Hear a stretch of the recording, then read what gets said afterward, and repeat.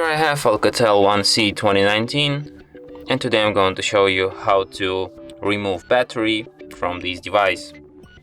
So firstly you have to remove like the back cover from it, just like this.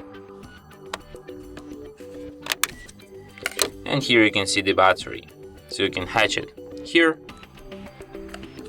and that's how you can remove it. Here you have battery, and here you have ALCATEL. So let's put it back in, like this, turn our device, and then put back cover back onto.